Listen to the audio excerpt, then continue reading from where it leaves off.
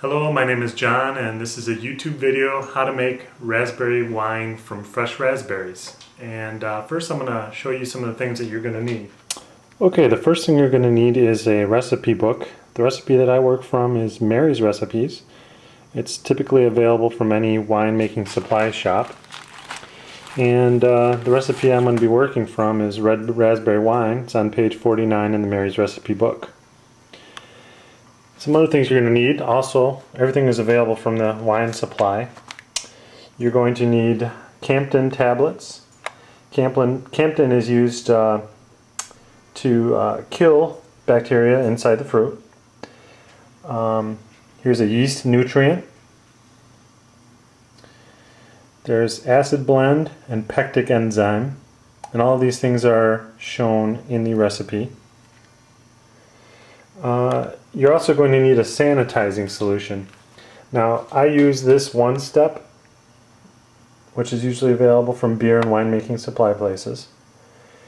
There's also sodium metabisulfite, which is a pretty standard powder used to sanitize. And as you can see on the label, you can use it to kill wheat yeast or to sanitize, and the directions are right on there. You'll need a scale, food scale, for measuring sugar and for measuring fruit. You're going to need an airlock and a stopper. These are available from winemaking supply. That right there is it's just a device for drawing juice out of the must, and I'll show you how to use that later. You're going to need some sugar. This recipe calls for ½ pound. You're going to need a racking cane and a food grade certified tube, and I think mine's about 4 feet long, and I'll show you what that's for later. And you're also going to need an instrument for measuring specific gravity. I'll explain more about that in a little bit. And along with that, you're going to need also this kind of beaker. And you're going to need a fruit straining bag. Okay, you're going to put the fruit inside this bag, inside the fermenter. You're going to need a primary fermenter, and for our purposes here we're using a 5-gallon food grade pail with gallon markings on the side. This was purchased through a winemaking supply. And of course we're going to need some fruit. That is about 5 pounds of red raspberries that have been frozen and then thawed. Now, freezing the fruit is actually good for winemaking. It helps to draw out the juices and the flavors. So, typical process for me is to clean, destem the fruit, put it in bags, freeze it, and then thaw it when I'm ready to make some wine. You're also going to need some yeast, winemaker's yeast, not typical bread making yeast. And the yeast that I'm using for this recipe is Lalvin 71B-1122.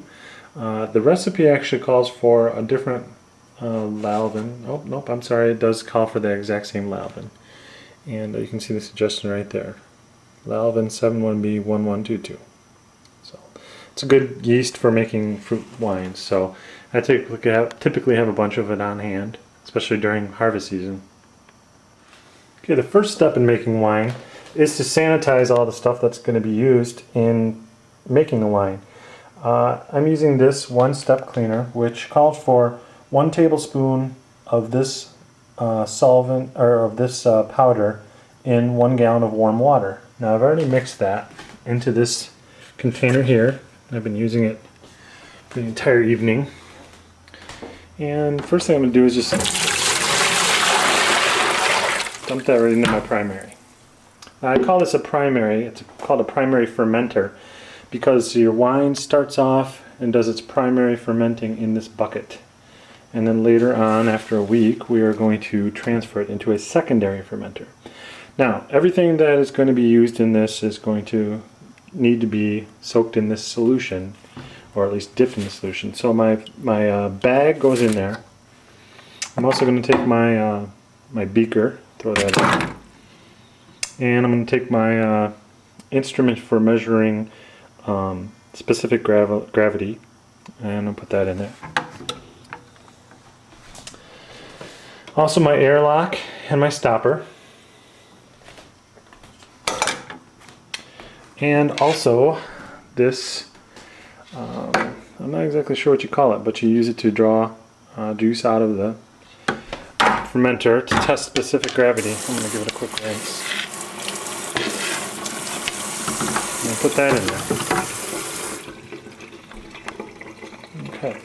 So now that everything's in there, I'm going to basically swish it around, make sure everything touches this solution.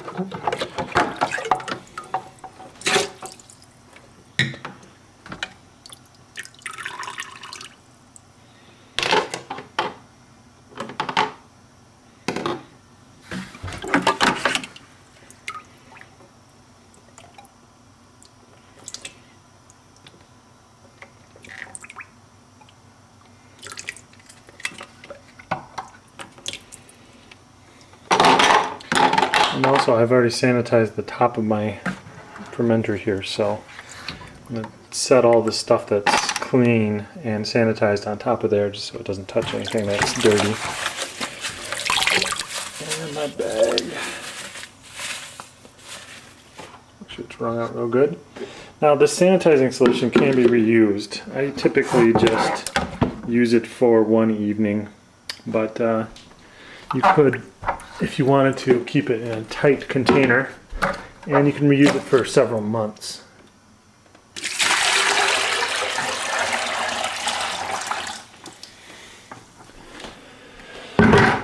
Now, inside my primary, I need to just make sure that the solution touches all the surfaces on the inside, so I kind of just tip it on the side, dump it out as I turn it. Just make sure it gets all the sides. Okay, clean primary fermenter. All my instruments are clean. So the next step is to assemble my ingredients. I'm going to sanitize a bowl here.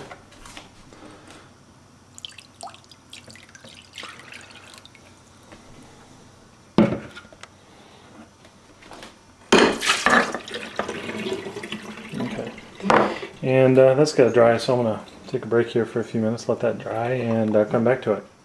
Okay, now that I've sanitized my bowl, I've started assembling my ingredients, and for this recipe it's calling for 3/4 teaspoon of acid blend powder, 1/2 teaspoon of pectic enzyme powder, 1 teaspoon of yeast nutrient, and 1 Campden tablet. So I've got those all assembled here in my bowl.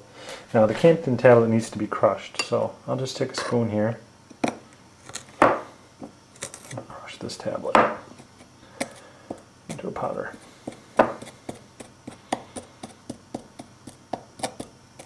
Okay, so I've got all of my ingredients there. Okay. So my next step is to get my fruit into the fermentation bag. Okay,